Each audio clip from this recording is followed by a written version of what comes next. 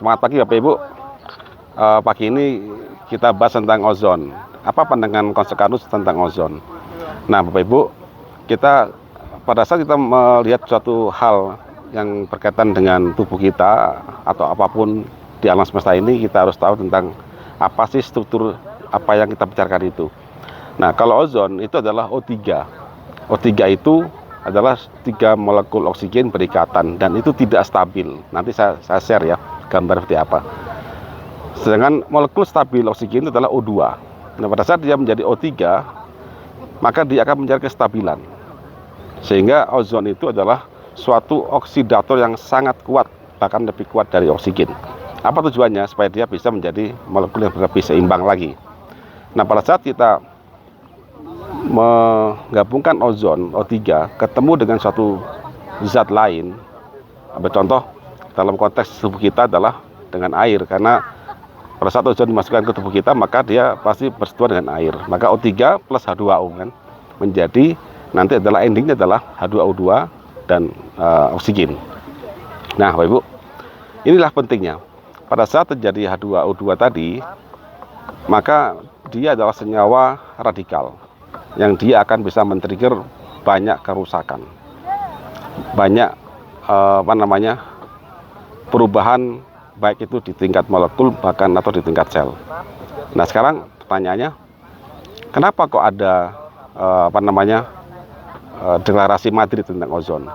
Nah saya melihat setelah saya baca ya deklarasi ini, itu adalah suatu aturan mengingat tingkat bahaya ozon tersebut.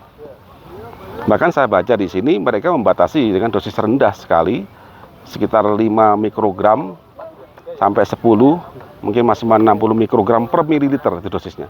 Kalau saya convert ke ppm, range antara 5 ppm hingga 60 ppm, itu sangat kecil sekali dan itu sudah berefek. Nah lebih dari itu maka terjadi kerusakan. Nah kemudian ini saya baca lagi nih pada deklarasi Madrid ya, dia membagi 3 dosis. Ada low dosis, medium dosis, dan high dosis. Coba kita baca yang low dosis. Nah, pada low dosis ini, mereka menyatakan bahwa apabila ozon diberikan pada dosis rendah di tubuh kita, nanti tergantung mereka mau lewat dengan air dulu atau dengan darah kita, itu terserah ya. Nanti ada mereka bikin aturan lagi. Saya hanya menggarisbawahi bahwa pada saat low dosis itu, dia menyatakan bahwa mempunyai efek immunomodulatory effect. Nah, sekilas kalau Bapak Ibu kurang memaham setelah jeli, ozon ini bisa merangsang sistem imun Anda. Sekarang kita cek, sistem imun itu keluar jika apa sih?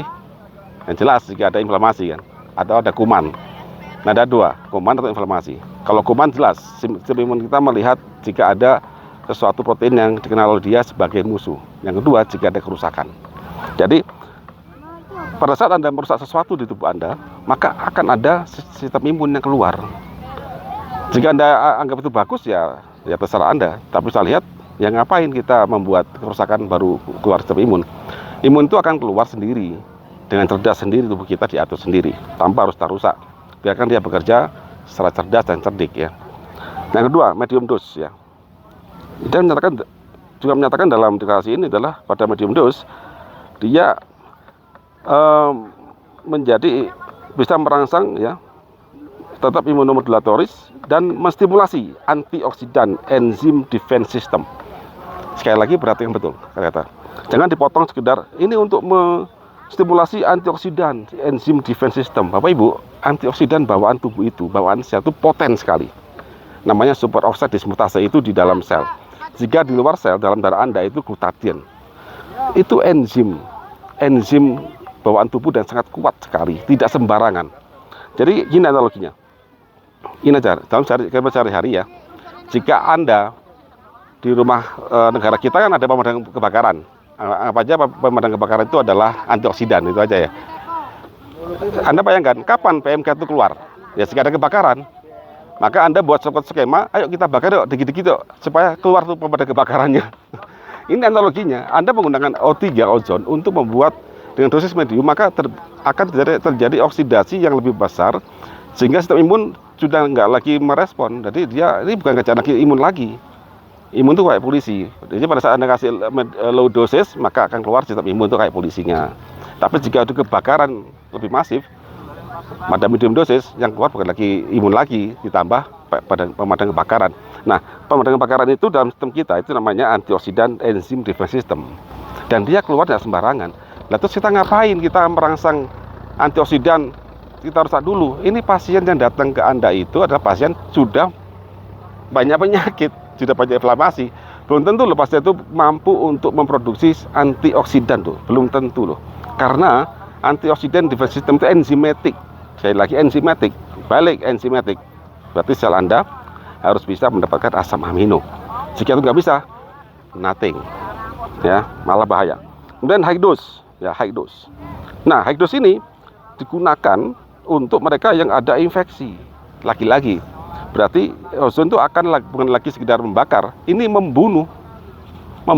Memang ditujukan ke kuman-kuman tadi. Itu dosisnya sangat rendah, Pak Ibu. Range 5 mikrogram sampai 60 mikrogram per mililiter itu konsentrasinya. Kalau saya bahasakan dalam ppm ya, itu 5 ppm sampai 60 ppm, 4 per million, miligram per liter. Jadi sangat poten. Jangan main-main dengan ozon.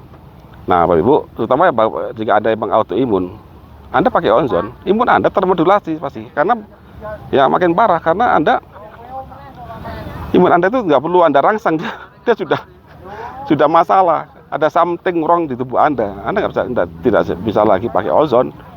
Nah, itu pandangan saya. Nah, someday nanti kalau Bapak Ibu ingin berdiskusi lebih lanjut, bisa nanti kita kopi darat.